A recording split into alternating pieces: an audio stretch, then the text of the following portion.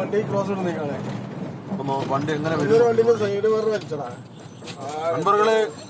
இது Gudalur to Mysore road.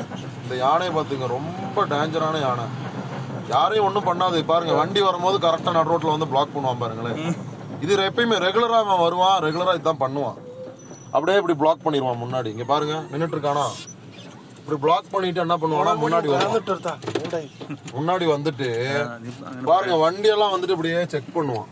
ஏதாவது பொருள் இருக்கா, சாப்பிட ஏதாவது சாப்பிடலாமா அப்படின்னு பார்ப்பான். இங்கே பாருங்களேன் இவனை பார்த்தீங்களா, நல்லா பாருங்க ஏதாவது இருக்கான்னு பார்ப்பான். பைக்கு போது பாருங்க, பைக்கெல்லாம் ஒன்றும் பண்ண மாட்டான்.